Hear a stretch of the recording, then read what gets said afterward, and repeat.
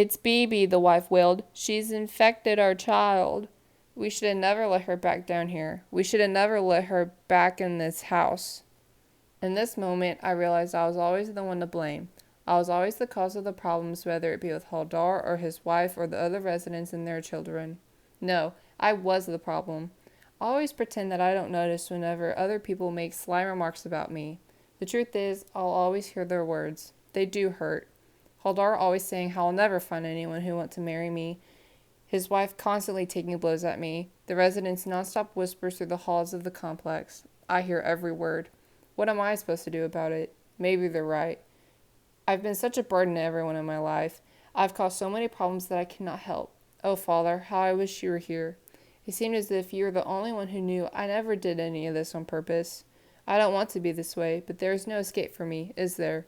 To every problem there is a solution, you'd say. You worked for years, yet you never found a cure to my sickness. You tried everything. Maybe my problem isn't meant to have a solution. Of course, I don't blame you for the false hope. I am just a lost cause. I want to try to fight for a better life, a healthy life, free of my sickness. But I am tired of failing. I cannot bear to continue fighting whenever nothing will work. Without another word to Haldar or his wife, I began spending my nights in the storage room that I knew all too well. It was easier for me to stay up here, away from Haldar, away from his wife, away from their daughter, away from the residents, away from their children, away from the world. It was just me, myself, and I in that storage room, like how it always should be.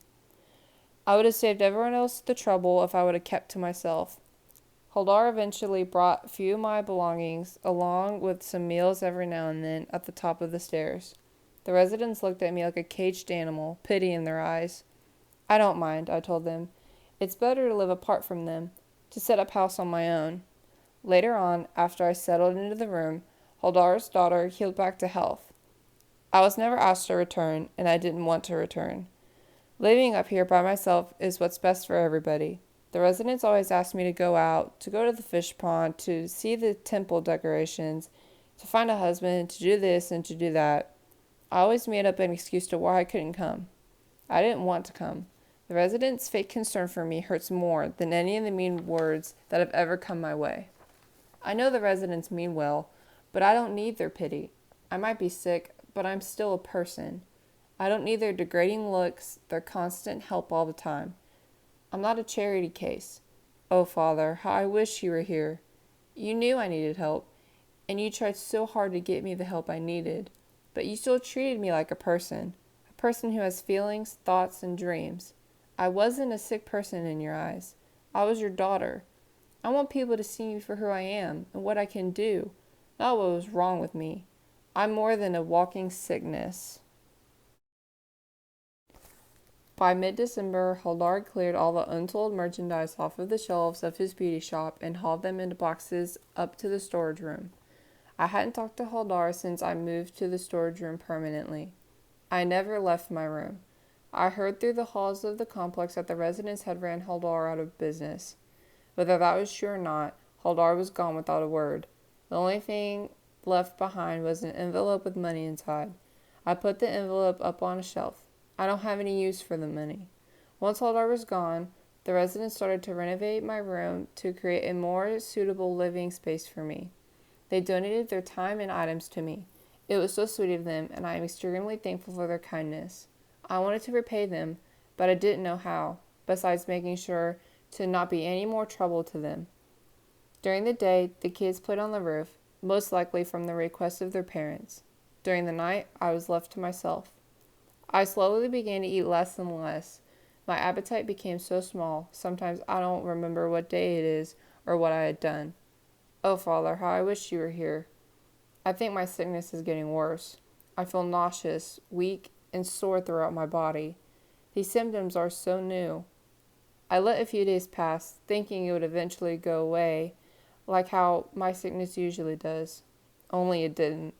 And my stomach began to grow, just like how Haldar's wife's stomach grew and grew whenever she was pregnant. Pregnant? It couldn't be. How would that even be possible? My head started spinning and I had no idea what to do. I don't know how this happened at all. I sat down on my cot and tried to sleep off this mess. I have gotten myself into a deep hole. Even whenever I try to isolate myself, trouble has a way of finding me. Oh, Father, how I wish you were here. I'm in the biggest mess of my life.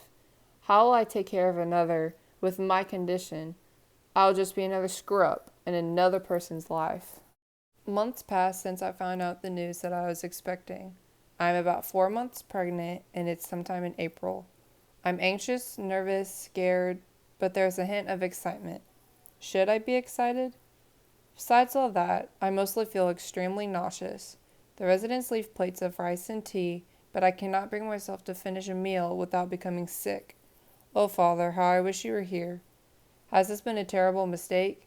How am I, Bibi Haldar, supposed to raise a child alone, with my sickness, barely able to fend for myself? I knew one thing for certain. I could not leave my room at all. What would the other residents think of me?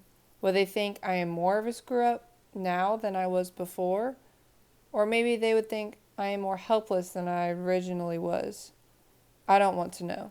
Their questions, comments, remarks, whatever it is, I don't want to know it. I am better off living in my room, alone until the baby is born. A few days later, my nausea continued. It became completely out of control and happened every few steps I took. I laid on my cot and fell asleep for a nap, only to awaken to a few of the wives living in the complex standing over me. As soon as I sat up, they hit me with a million of questions. Oh, Father, how I wish you were here.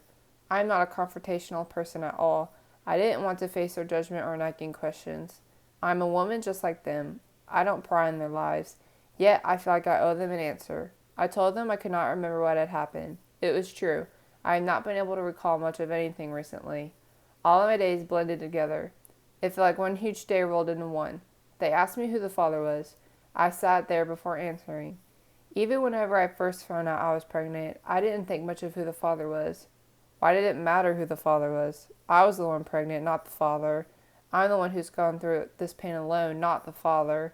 Although I didn't know how any of this had happened, the father of my baby was the least of my worries. I decided not to share any information I know, or didn't know, and put all my focus towards my expecting baby. The baby took over my thoughts day and night. I began to prepare for my baby's arrival, starting with wiping the room completely clean to jotting down baby names in the inventory ledger next to my cot. I carried my baby to full term. One evening in September, my beautiful son was born. A wave of relief came over me. I couldn't believe I had my very own son. Oh, Father, how I wish you were here. He looks just like you. For once in my life, I felt on top of the world. I looked into my son's eyes and saw hope. Hope for a better life, not only for myself, but for my baby. The residents helped show me how to care for my new baby. They showed me what it means to be a true mother. I bathed, fed, and nurtured him over the years. He will never feel pain I did. He will be accepted for who he is. I will love him unconditionally, just as you did. I will protect him from the world and all its negativity. For all my life, I have felt lost. I felt like a burden to everyone I encountered, a problem for everyone who knew me. But for my son, I am his teacher. I am his guide for the world. I am the person he will be able to rely on the most. I am his mother. My role in life was found on that very day. I was always supposed to be a mother in this world. About a month after the arrival of my son, I used the money that Haldar gifted me to begin my son and I's new life. I wanted to start over from scratch. I wanted a new life for both of us. My son gave me so much motivation that I was able to accomplish above anything I'd ever dreamed of. I had the storage room completely cleaned, renovated, and transformed into my own little business. I sold the rest of Haldar's inventory for half price and never looked back. For years, my business grew and grew, and I was able to properly return the overdue favors back to the residents. They bought their soaps, coal, combs, and powders for me in the storage room. I raised my son to be just like you, Father. Oh, Father, how I wish you were here. Life finally turned around for me. As you always said, to every problem there is a solution. My sickness was cured through the love for my son.